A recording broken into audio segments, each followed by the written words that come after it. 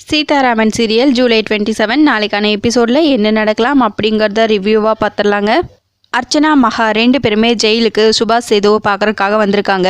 அப்போது மகா கொஞ்சம் பொறுத்துக்க அப்படின்னு அர்ச்சனா சொல்ல, இங்கெல்லாம் வந்து காத்து கிடக்கணுங்கிறது விதி, பாருங்க ஒரே நாத்தம் தாங்க முடியல அப்படின்னு மகா சொல்லிட்டு இருக்க, விதி இல்ல மகா, எல்லாம் அந்த சீதாவோட சதி அப்படிங்கிறாங்க அர்ச்சனா. சீதா சீதா சீதா அந்த பேரை கேட்டாலே உடம்பெல்லாம் எரியுது, இவங்க வேற சொதிக்கிறாங்க, இன்னும் வராம என்ன பண்ணிட்டு இருக்காங்க அப்படின்னு மகா சொல்லிட்டு இருக்க. கரெக்டா சேதுவும் சுபாஷும் வந்துடுறாங்க. அவங்கள பார்த்ததுமே என்னாச்சுங்க, ஏன் இவ்வளவு வேர்த்திருக்கு அப்படின்னு மகா கேட்க, ஏங்க என்னாச்சுங்கிறாங்க அர்ச்சனா ஒரு பக்கம். சுபாஷ் என்னாச்சு, ஏன் இப்படி வேர்த்திருக்கு அப்படின்னு மகா கேட்டுட்டு இருக்க, ஏங்க என்னாச்சு, ஏன் இப்படி வேர்த்திருக்கு, எதுவுமே சொல்ல மாட்டேங்கிறீங்க அப்படின்னு அர்ச்சனா சொல்லிட்டு இருக்க. சுபாஷ் ஏதோ சொல்ல வரவும் உடனே சேது, ஏய் சொன்னா புரியாது உனக்கு, என்னடா சொல்ல போற, என்ன சொல்ல போற அப்படின்னு சேது கேட்டுட்டு இருக்க. ஏன் சொல்ல வேணாம்னு சொல்றீங்க, அப்படி என்ன சொல்லக்கூடாத விஷயம், தயவு செஞ்சு என்னன்னு சொல்லுங்க அப்படின்னு மகா கேட்டுட்டு இருக்க. மகா ஏதோ தப்பா இருக்குங்கிறாங்க அர்ச்சனா.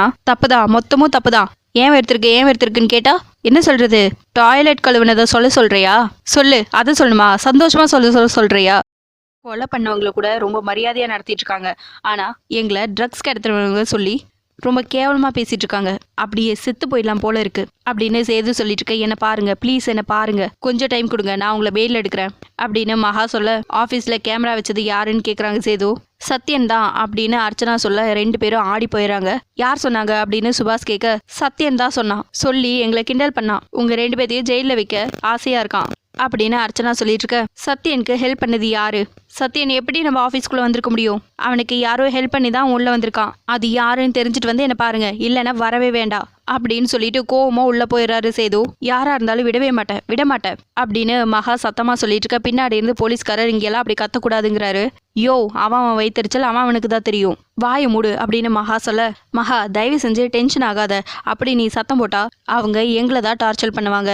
மகா எனக்கு என்னமோ துரை தான் சத்யனுக்கு ஹெல்ப் பண்ணியிருப்பான்னு தோணுது, சீதா சொல்லி தான் துரை பண்ணியிருப்பான், ரெண்டு பேரையும் விடக்கூடாது, அடுத்த முறை வரும்போது துரை வீட்டில் இருக்கக்கூடாது பார்த்துக்கோங்க அப்படின்னு சொல்லிட்டு சுபாஷும் உள்ள போயிடறாங்க.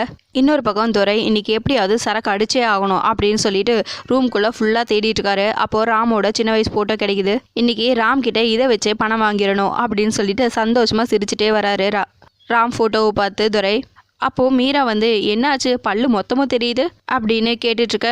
ராம் தங்கச்சிங்க 3 பேரும் வேடிக்கை பார்த்துட்டு இருக்காங்க. இன்னொரு பக்கம் மதுவும் பாக்குறாங்க.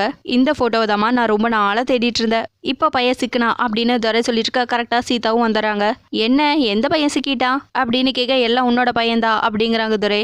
அப்படியா, நம்ம பாசா, எங்க காட்டுங்க அப்படின்னு சொல்லி போட்டோவை கேட்க. இன்னொரு பக்கம் மதுவும் போட்டோவா அப்படிங்கிறாங்க. ஆமா இது போட்டோ தான், ராம் போட்டோ, இது போட்டோ மட்டும் இல்ல, இது ஒரு வரலாறு அப்படின்னு துரை சொல்லிட்டு இருக்க. ஓவர் பில்டப்பா இருக்கே, அதுக்கே எப்படி சிரிக்கிறீங்கன்னு மது கேட்க, இது சாதாரண போட்டோ இல்ல, ரொம்ப ஸ்பெஷல் அப்படின்னு சொல்லிட்டு இருக்க. கரெக்டா ராம் வந்துடுறாங்க. மாமா அந்த போட்டோ ஏன் எடுத்தீங்க அப்படின்னு கேட்டுட்டு இருக்க. பாஸ் இப்ப எதுக்கு பதறீங்க அப்படின்னு சீதா கேட்க. சீதா இது ராம் 2 வயசா இருக்கும்போது எடுத்த போட்டோ, அதுலயும் குளிக்கும் போது ட்ரெஸ் போடாம எடுத்த போட்டோ இது அப்படின்னு துரை சொல்லிட்டு இருக்க. ஐய அப்படிங்கிறாங்க ராம் தங்கச்சிங்க 3 பேரும். டேய் மானம் போறதுக்குள்ள அந்த போட்டோவை வாங்கடா அப்படிங்கிறாங்க மீரா. மாமா போட்டோவை கொடுங்க அப்படின்னு ராம் கேட்டுருக்க. பணம் கொடுக்காம இந்த போட்டோவை கொடுக்க மாட்டேங்கிறாங்க துரை. கையில இருந்த போட்டோவை பிடுங்கிட்டு ஓடிடுறாங்க சீதா. பின்னாடியே ராமும் ஓடுறாங்க. சீதா போட்டோவை குடுன்னு ராம் சீதாவை துரத்திட்டு இருக்க. இன்னொரு பக்கம் மது சீதா போட்டோவை கொடுத்துறாத அப்படிங்கிறாங்க. ராம் போட்டோவை வாங்கிரு அப்படிங்கிறாங்க மீரா. இவங்க 2 பேரும் இப்படி ஜாலியா ஓடி விளையாண்டு இருக்கும் போது மகாவும் அர்ச்சனாவும் வந்துடுறாங்க.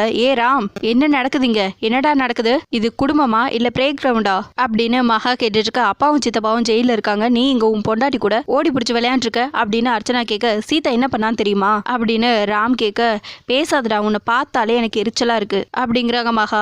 டேய் நாங்க ஜெயிலுக்கு போயிட்டு வரோம், எங்க மான மரியாதையெல்லாம் போச்சுடா அப்படின்னு அர்ச்சனா சொல்லிட்டு இருக்க. சித்தி நான் இதை வாங்கலைன்னா ஏன் மான மரியாதையெல்லாம் போயிடும், சீதா அதை கொடு அப்படின்னு ராம் கேட்டுட்டு இருக்க. சீதா திரும்பவும் ஓட ஆரம்பிச்சிடறாங்க. பாத்தியா மகா, ராம் எப்படி மாறிட்டான்னு பாத்தியா மகா அப்படின்னு அர்ச்சனா கேட்க. அந்த தையக்காரி வாழ்நாள் முழுவதும் மறக்காத அளவுக்கு ஒரு சம்பவம் பண்ற அப்படின்னு சொல்லிட்டு கோவமா போயிடுறாங்க. மகாவும் அர்ச்சனாவும் திரும்பவும் சீதா ஓடி போய் அவங்க ரூம்ல உட்காந்துறாங்க. அச்சச்சோ பார்க்கலாமா வேண்டாமா அப்படின்னு சொல்லிட்டு அந்த போட்டோவை பாத்துறாங்க சீதா. அப்படியே வெக்கப்பட்டுட்டே சிரிச்சிட்டு இருக்க. கரெக்டா ராம் வந்துடுறாங்க. அந்த போட்டோவை கொடுன்னு சொல்லிட்டு வாங்கிடுறாங்க. பாஸ் நான் அந்த போட்டோவை பார்த்துட்டேன் அப்படின்னு சீதா சொல்ல. ராம் அப்படியே லைட்டா வெக்கப்படுறாங்க. பாஸ் ரொம்ப வெக்கப்படாதீங்க, அந்த போட்டோல கரையான் அரிச்சிருச்சு, ஒண்ணுமே தெரியல அப்படின்னு சீதா சொல்லிட்டு சிரிக்க. உடனே ராமும் அந்த போட்டோவை பாக்குறாங்க. அப்பாடா தப்பிச்சேங்கிறாங்க ராம். ஆனால் நான் பார்த்துட்டேன் பாஸ் அப்படின்னு சொல்லிட்டு சீதா பயங்கரமாக சிரிக்கிறாங்க. அதுக்கப்புறம் சீதா, மீரா, துரை, ராம் எல்லாரும் சாப்பிட்டு உட்காந்துருக்காங்க. ஒரு வழியா என் மாப்பிள்ளை ஃபோட்டோவை பார்த்துட்டேன் அப்படின்னு துரை சொல்லிட்டு இருக்க. அங்கிள் எங்களை ஓட விட்டு வேடிக்கை பார்த்தீங்களா அப்படின்னு சீதா கேட்க, பாவம் ராம் முகத்தை பாருங்களேன் அப்படிங்கிறாங்க மீரா. 4 பேரும் அப்படியே பேசிக்கிட்டே சிரிச்சுக்கிட்டு சாப்பிட்ருக்காங்க. அப்போ கரெக்டாக மகா கேங்க் வராங்க. ஏ செல்வி இங்க வா, ஏன் சாப்பிட்ற நேரத்துக்கு என்ன கூப்பிட மாட்டியா? நான் என்ன மற்றவங்க மாதிரி வெட்டியாவா இருக்கேன்? வீட்டில் இருந்தாலும் ஆஃபீஸ் வேலை தானே பார்த்துட்டு இருக்கேன் அப்படின்னு மகா கேட்டுட்டு இருக்க. மகாவை சாப்பிட சொன்னதா சாப்பிட்றதுக்கு நேரமாச்சுன்னு தெரியும், ஏன் சொல்லலை அப்படின்னு அர்ச்சனா கேட்டுட்டு இருக்கா. அம்மா அவங்க வந்து உட்காந்துட்டாங்க, அவங்க முடிச்ச உடனே கூப்பிடலான்னு அப்படின்னு செல்வி சொல்லிட்டு இருக்க. எல்லாரும் சாப்பிட்ட மிச்சத்தை தான் எனக்கு தரப்போறியா அப்படின்னு மகா கேட்டுட்டு இருக்க. ஏ என்ன பேசுற நீ? அவங்க எச்சி சாப்பாடதா சித்தி சாப்பிடணுமா அப்படின்னு அஞ்சலி கேட்க, அவங்கள வேணா எந்திரிக்க சொல்லட்டுமாங்கிறாங்க செல்வி. ஏ பேசாத, உனக்கு வர வர கொழுப்பு ஏறிக்கிட்டே போகுது அப்படின்னு அர்ச்சனா சொல்லிட்டு இருக்க. இப்போ வர வர எங்களை சித்தியெல்லாம் கண்ணுக்கு தெரியுறதே இல்லை, இப்போ சீதா தான் எல்லாமே அப்படின்னு அஞ்சலி சொல்ல, டேய் ராம் இதாண்டா உங்க சித்தி, பசியில கூட பாகுபாடு பாப்பா அப்படின்னு துரை சொல்லிட்டு இருக்க. பாவம் பசி எடுக்குது போல இருக்கு சித்தி, வாங்க அப்படிங்கிறாங்க ராம். பரவாயில்ல ராம் நீ சாப்பிடு அப்படிங்கிறாங்க மகா. அண்ணா சித்தி சாப்பிட்டாங்களா இல்லையான்னு ஒரு வார்த்தையாவது கேட்டிருப்பியா அப்படிங்கிறாங்க ராம் தங்கச்சி. அவனையே திட்டு, இப்பெல்லாம் ராம் ராமாவே இல்லை அப்படின்னு மகா சொல்ல. ஏய் நல்லா திங்கிறல, எங்களை கூப்பிடணும் தெரியாதா உனக்கு அப்படின்னு அர்ச்சனா சொல்ல. கண்டதுங்களெல்லாம் கூப்பிட்டு வச்சு சிரிச்சு சிரிச்சு பரிமாறிட்டு இருக்க. எங்களை பார்த்தா உனக்கு என்ன அவ்வளோ கேவலமா இருக்கா? சொல்லிடி கேவலமா இருக்கா அப்படின்னு மகா கேட்டுட்டு இருக்க. செல்வி அக்கா மற்றவங்களை கேவலமா நினைக்கிற அளவுக்கு நான் இல்லை, அதை சொல்லிருங்க அப்படின்னு சீதா சொல்ல. சித்தி நீங்கள் இங்கே வாங்க, நாங்கள் அப்புறமா சாப்பிட்டுக்கிறோம் அப்படின்னு ராம் சொல்ல. ராம் நான் உங்களை சாப்பிட வேணான்னு சொன்னேனா?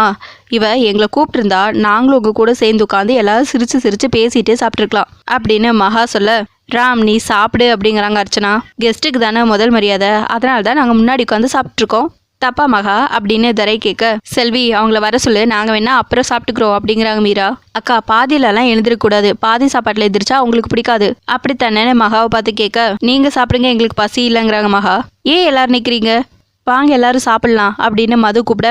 பரவாயில்ல மது நீ போய் சாப்பிடு, செல்வி இவளுக்கு சாப்பாடு எடுத்து வை, மது நீ போய் சாப்பிடு, டைமுக்கு சாப்பிடணும் சரியா அப்படின்னு சொல்லிட்டு மகா அங்கேருந்து போயிடுறாங்க. சித்தி சாப்பிட்டு போங்கன்னு ராம் கத்திட்டு இருக்க. பாஸ் நோ டென்ஷன், அதுக்கும் ஒரு வழி இருக்கு, அக்கா நீங்கள் சாப்பிடுங்க அப்படின்னு மதுவை பார்த்து சொல்ல.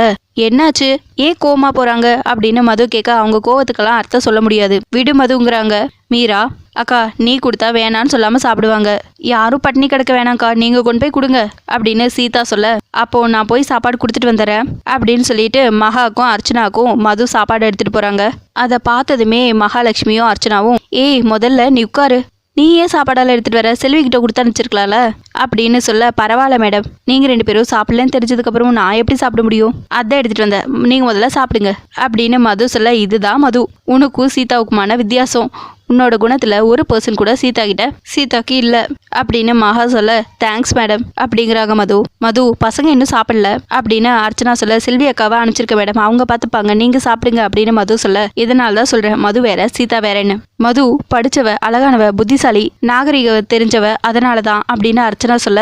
ஆனால் உங்களுக்கு நாகரிகம் தெரியலையே, அடுத்தவன் பொண்டாட்டிய உங்க மகனுக்கு கட்டி வைக்க நினைச்ச ஜென்மங்களாச்சே அப்படின்னு மது யோசிச்சுட்டு இருக்க.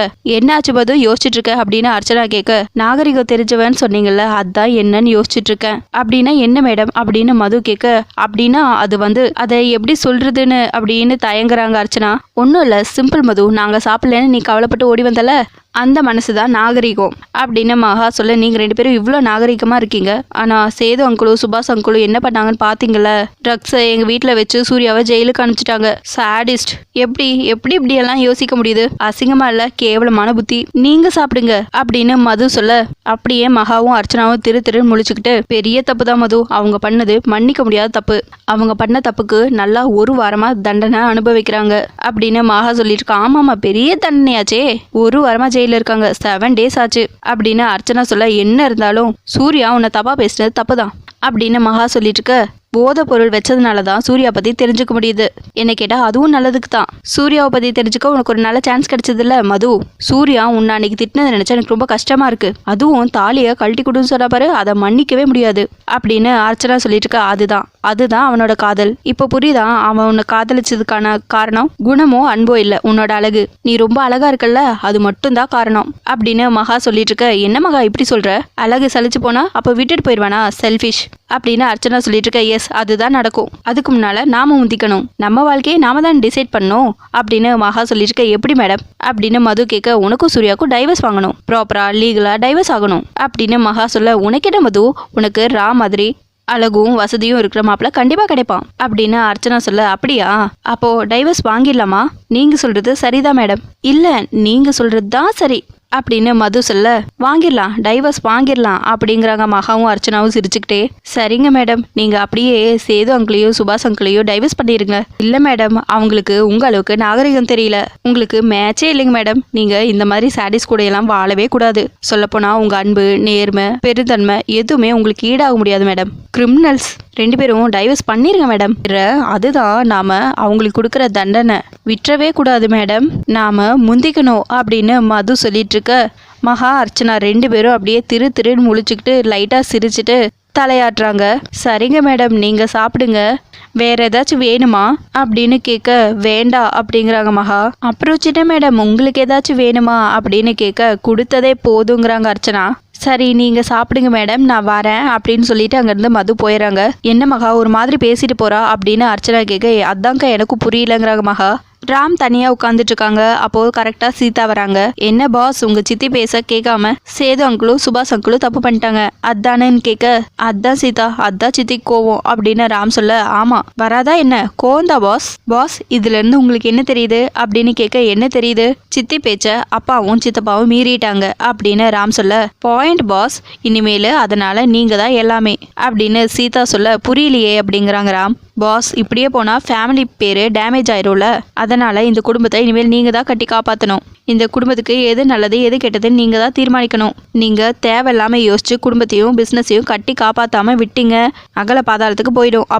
அப்புறம் பாதாள போலீஸ் போட்டு தான் தேடணும், பாத்துக்கோங்க அப்படின்னு சீதா சொல்ல. சரி சீதா, நான் என்ன பண்ணுங்கிறாங்க ராம். சமத்து பாஸ், நீங்க பட்டுன்னு பொறுப்பேத்துறீங்க, அதனால தான் பாஸ் நீங்க பாஸ், எனக்கு ரொம்ப பிடிச்சிருக்கு பாஸ் அப்படின்னு சீதா சொல்ல. தேங்க்ஸுங்கிறாங்க ராம். வெல்கம் பாஸ், இப்போ நீங்க அர்ஜென்ட்டா செய்ய வேண்டிய காரியம் மீரா அக்காவுக்கு கல்யாணம் பண்ணி வைக்கணும். பண்ணுவீங்களா பாஸ் அப்படின்னு சீதா கேட்க. ராம் அப்படியே ஷாக் ஆகி பார்க்குறாங்க. அதோட எபிசோட் முடிச்சிருக்காங்க. உங்களுக்கு இந்த வீடியோ பிடிச்சிருந்ததுன்னா லைக் பண்ணுங்கள், ஷேர் பண்ணுங்கள், கமெண்ட் பண்ணுங்கள், அப்படியே சப்ஸ்கிரைப் பண்ணுங்கள். தேங்க்யூ.